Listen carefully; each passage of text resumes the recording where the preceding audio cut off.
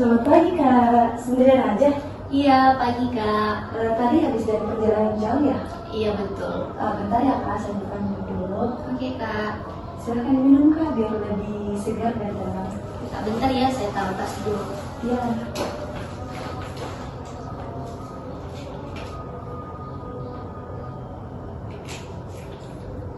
Makasih Kak airnya. Iya, sama-sama. Kalau boleh tahu tadi habis dari perjalanan mana? Kebetulan tadi saya dari Bulukumba Kak. Oh, wah lumayan jauh tuh perjalanan dari Bulukumba ke Makassar. Kamu merasa capek nggak? Iya Kak. Sebelumnya mohon maaf, kalau boleh tahu ini dengan kakak siapa ya? Perkenalkan, saya Gita, seorang mahasiswi semester 3 di salah satu perguruan tinggi di Makassar.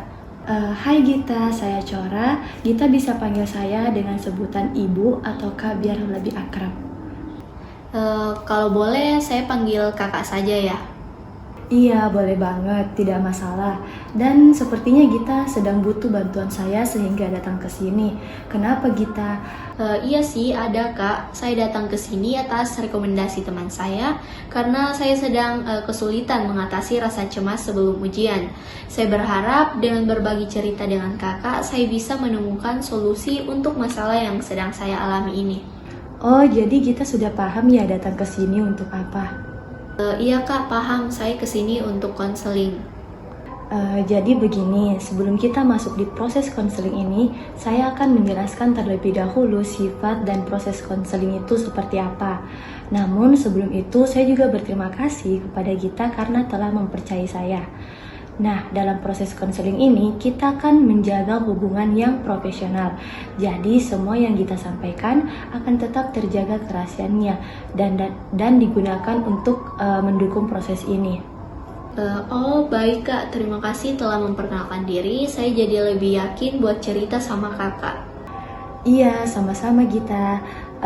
Gita juga perlu tahu dalam sesi konseling ini saya akan mendengarkan dengan seksama cerita yang ingin Gita bagikan. Dengan begitu kita bisa mengevaluasi masalah yang kita alami. Dan juga biasanya setiap sesi berlangsung selama 15-30 menit pertemuan.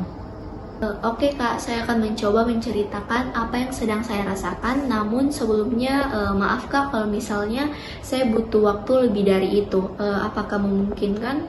Sebenarnya lebih efektif kalau kita menjadwalkan sesi berikutnya daripada terlalu lama dalam satu pertemuan. Selain itu, kalau terlalu panjang takutnya nanti malah bikin capek atau bosan. Tapi tenang saja, kita bisa diskusikan jadwalnya nanti ya. Oh begitu ya Kak. Baik, saya paham. Baiklah, jadi nanti saya akan melihat dulu apa permasalahannya. Lalu setelah itu baru kita bisa menentukan jadwal untuk pertemuan selanjutnya. Oh iya Kak, mengenai biaya administrasinya dan metode pembayarannya itu gimana ya? Untuk administrasi, nanti kita bisa tanyakan langsung di kantor depan, mereka yang mengelola jadwal dan biaya. Kalau untuk pembayaran, mereka juga sudah paham dan siap membantu. Jadi nanti tinggal Gita tanyakan langsung saja ya. Baik Kak, nanti setelah sesi ini berakhir, saya akan segera menanyakan hal tersebut langsung di kantor depan. Oke, untuk sekarang kita fokus ke Gita dulu. Sepertinya Gita sedang bermasalah ya. Apa yang sedang Gita rasakan saat ini? Jadi Kak, saya mahasiswa semester 3 dan akhir-akhir ini saya sulit mengatasi rasa cemas sebelum ujian.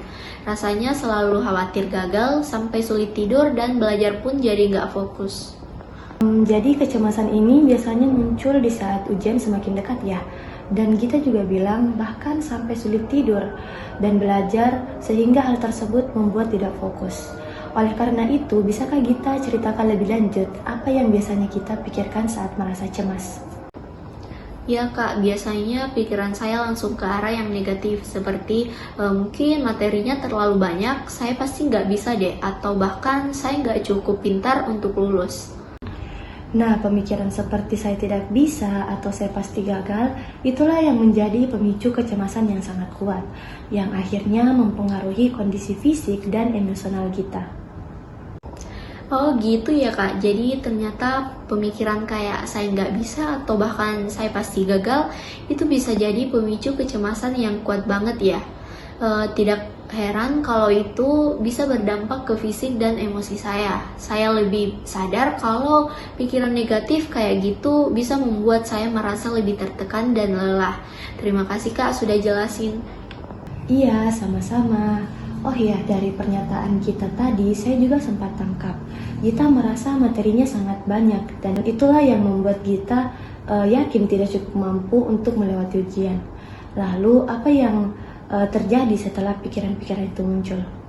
Dampaknya jadi makin parah Kak. Saya nggak bisa tidur, belajar pun nggak efektif karena panik terus. Kadang sampai nangis sendiri. Oke, saya mengerti sekarang. Kalau dampak dari hal tersebut semakin parah, kecemasan yang kita rasakan membuat tidur terganggu, belajar jadi sulit, dan bahkan sampai menangis sendirian.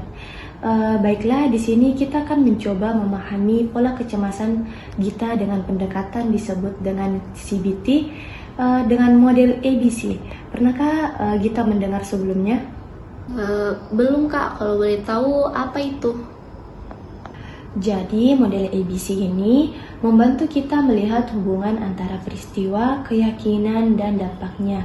Misalnya, A itu peristiwa yang memicu kecemasan kita, seperti jadwal ujian yang semakin dekat. B adalah keyakinan atau pikiran kita, seperti saya pasti gagal. Dan C-nya adalah dampaknya, seperti perasaan cemas, susah tidur, atau tidak fokus belajar. Oh, begitu. Nah, tadi kita sudah sebutkan bahwa peristiwa pemicunya adalah jadwal ujian yang semakin dekat dan keyakinan yang muncul adalah materi terlalu banyak. Saya yakin tidak bisa. Apakah keyakinan ini muncul setiap kali ada ujian? Iya sih, hampir selalu begitu. Oke, sekarang mari kita pikirkan sejenak. Apakah Gita pernah merasa cemas seperti ini di ujian sebelumnya, namun hasilnya ternyata lebih baik dari Gita bayangkan?